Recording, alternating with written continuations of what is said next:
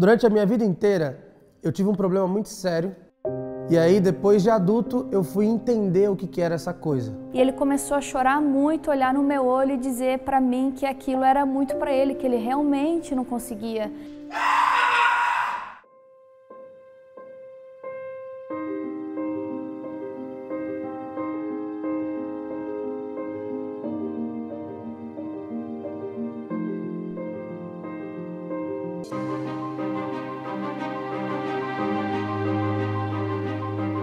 Esse vídeo não é para as pessoas que realizaram tudo o que quiseram. Esse vídeo não é para as pessoas que eram super organizadas. Esse vídeo não é para aquelas pessoas que tudo que coloca na cabeça consegue fazer. Esse vídeo é para aquelas pessoas que têm dificuldade de focar, que têm dificuldade de descobrir quais são os seus talentos, que começam e param, que são chamados de esquisitos o tempo inteiro, que a família olha e fala assim, cara, quando é que você vai virar alguma coisa nessa vida? Esse vídeo é para essas pessoas, pessoas como eu.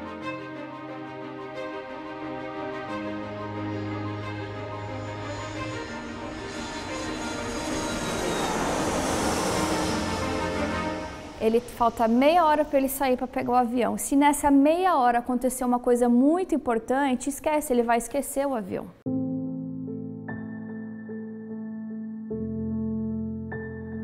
Durante a minha vida inteira, eu tive um problema muito sério. E aí, depois de adulto, eu fui entender o que era essa coisa. Eu sempre começava coisas e parava elas no meio do caminho. Então, se eu começasse a criar um brinquedo, ou fazer um castelinho de alguma coisa, ou organizar alguma coisa, ou fazer tal coisa, eu parava. E eu percebia que várias das coisas que eu começava, todas elas ficavam pela metade. Quais eram as coisas que não ficavam pela metade? Aquelas que eram muito fáceis de fazer. Então, Thiago, faz um aviãozinho de papel. Um aviãozinho de papel você vai lá e você fez, entendeu? Agora faz um origami que é sei lá, um hipopótamo. Ixi, não, deixa.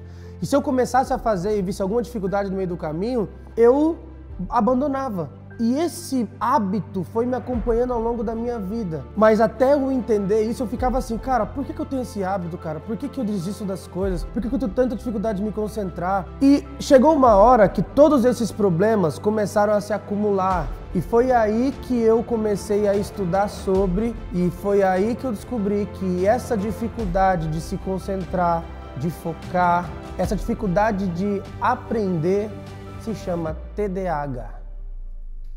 Aconteceu logo que a gente casou, eu sou muito organizada, então eu comecei a perceber que eram coisas simples, assim, o lugar onde colocar as coisas era uma coisa muito simples para mim. Até que aí teve um dia que era assim, nessa época era raro o Thiago chorar ou perder a paciência com alguma coisa, ele sempre foi muito paciente, dificilmente ele se estressa ou perde a paciência com uma coisa, e ele começou a chorar muito, olhar no meu olho e dizer para mim que aquilo era muito para ele, que ele realmente não conseguia se concentrar, ele realmente, a cabeça dele quando está criando, está no trabalho, ele só consegue pensar naquilo. E ele chorou tanto olhando no meu olho, eu achei que foi um choro tão sincero dele, que ali eu entendi que era uma coisa maior que estava acontecendo. Nessa época, a gente começou a pesquisar muito no Google e no Google a gente já recebeu muitas respostas. Ali a gente já entendeu que ele tinha TDAH, não só pela parte do esquecimento dele, mas porque normalmente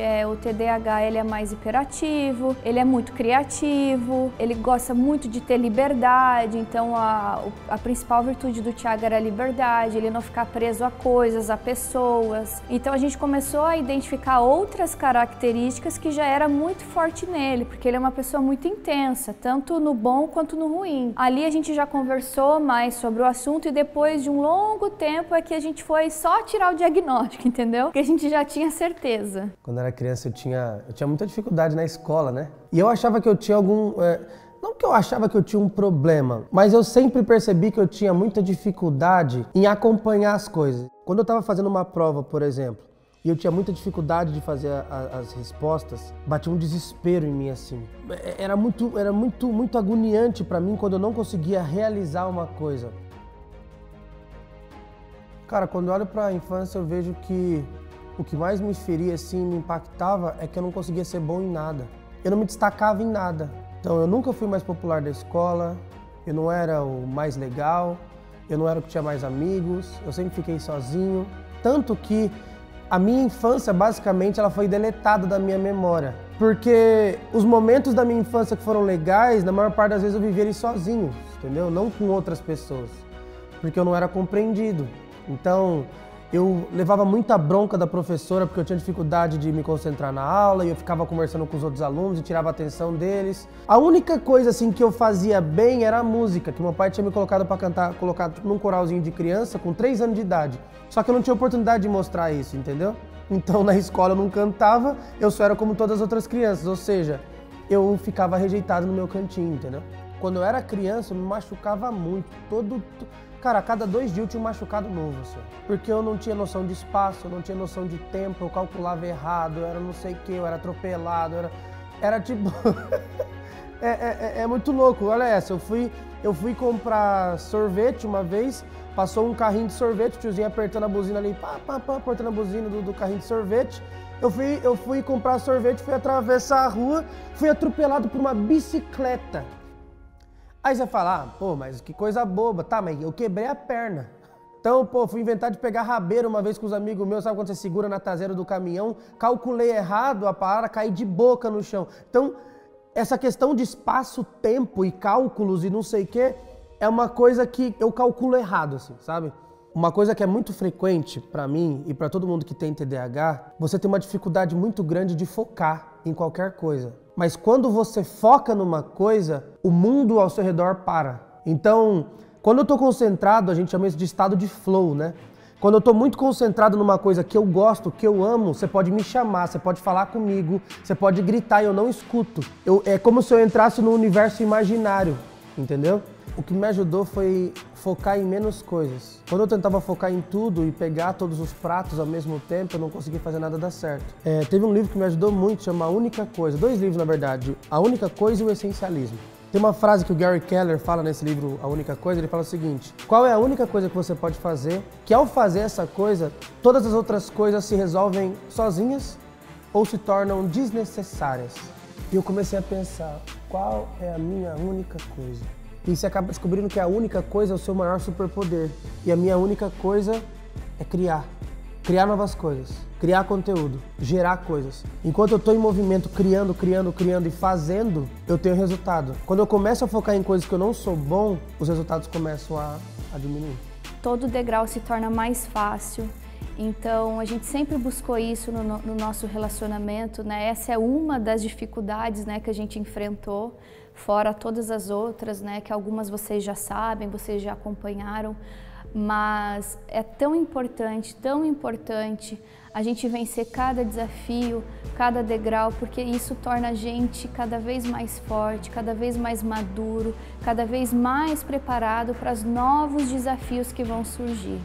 Então, olhar, entender, perguntar, ouvir, consultar se a atitude que eu estou tendo, ela está sendo com amor, ela está sendo com carinho, ela está realmente ajudando, ou se eu estou só cobrando e fazendo por obrigação, porque eu acredito que isso é cansativo. E quando a gente faz com amor, com leveza, quando a gente olha para dentro mesmo, porque a gente mesmo não consegue se entender, né? Então, se a gente tem o desejo e a vontade de a gente se conhecer, se compreender, eu acho que fica mais fácil a gente entender o outro. Então é isso que a gente busca sempre. Eu acredito que tudo que acontece na nossa vida é plano de Deus. Claro, né? Todas as coisas cooperam para o bem daqueles que amam a Deus. Existem coisas ruins que acontecem na nossa vida que são por consequência das nossas ações. Mas uma vez que eu nasço com uma coisa, já vem com essa configuração de fábrica, eu entendo que isso é um plano de Deus. Porque tem um texto na Bíblia que diz assim: quando sou fraco, aqui sou forte, porque na minha fraqueza o Senhor me aperfeiçoa. E eu percebi que todas essas coisas que eu enfrentei ao longo de todos esses anos foi um processo para Deus ir me aperfeiçoando, assim, sabe? Porque são tantas pedradas que a gente leva, cara, é tanta paulada, é tanta coisa às vezes que dá errado, é tanta coisa que não acontece como você gostaria. Se as coisas não fossem do jeito que foram, eu não estaria exatamente onde eu estou agora. Eu não viveria as experiências que eu estou vivendo agora. E muito mais do que isso, você não estaria assistindo esse vídeo agora. A vida inteira um monte de gente me chamou de esquisito. eu não conseguia focar nas coisas. Falava, esse moleque é esquisito, né, velho? O Thiago esquece tudo. Nossa, ele é esquisito demais, velho. Ah, o Thiago não faz isso. Eu falei, mano, isso é muito esquisito, cara. Moleque esquisito do caramba. A vida inteira me disseram que eu era um cara esquisito. E aí eu fui pesquisar no dicionário o que era esquisito. E no dicionário diz que esquisito é aquilo que é raro, precioso, fino, encontrado com dificuldade. E eu percebi que extraordinário é basicamente a mesma coisa que esquisito. A diferença é a forma como o mundo te enxerga. Resumindo, é como se a gente colocasse 2 diamantes um do lado do outro e um deles as pessoas chamam de pedra e o outro eles chamam de joia. Só que eles são a mesma coisa. Então, eu entendi que ser a pedra, ser o esquisito, era um grande superpoder. Tanto que eu fiz até uma tatuagem, eu coloquei, eu sou esquisito. Pra eu jamais esquecer que eu sou um cara esquisito. Eu sou raro, eu sou precioso, eu sou fino. Eu sou alguém que é encontrado com dificuldade. E eu tenho certeza absoluta, isso aqui não é pra todo mundo, sabe? Eu só quero dizer uma coisa, existe uma luz no fim do túnel. E essa luz se chama Jesus Cristo. Um dia eu foquei nessa luz. O dia que eu tive um encontro com essa luz, ele falou o seguinte, Thiago, eu vou colocar um pouco da minha luz em você. E essa luz só vai continuar acesa quando você ativar outras lâmpadas como você. Eu quero saber, existe lâmpada aí do outro lado? Se existir, tá na hora da gente iluminar esse mundo. O Pierre, ele é um grande amigo meu, um dos meus melhores amigos. E ele falou uma coisa pra mim muito forte. A gente tava jogando squash, aí ele falou o seguinte, Deus te chamou para ensinar pessoas a serem luz no mundo na era digital. E aí eu entendi que Deus ele permitiu que as coisas fossem mais difíceis para mim, para eu poder facilitar para milhões de pessoas, entende? Então ele falou, cara, como você tem uma dificuldade maior do que a maior parte das pessoas, você vai ser quase que obrigado a encontrar uma solução que vai solucionar não só o seu problema, como o problema de milhões de pessoas também. A questão é, você vai querer compartilhar? E eu entendi que eu não sou uma represa. Eu sou um rio, sabe? Todo mundo é um rio. O rio, ele tem uma fonte, ele não é a fonte. O rio que mistura as coisas e acha que ele é a fonte, ele faz bagunça. Então, Deus é a fonte e ele manda várias coisas, ideias, projetos e várias coisas. Se eu fecho isso, eu me transformo numa represa.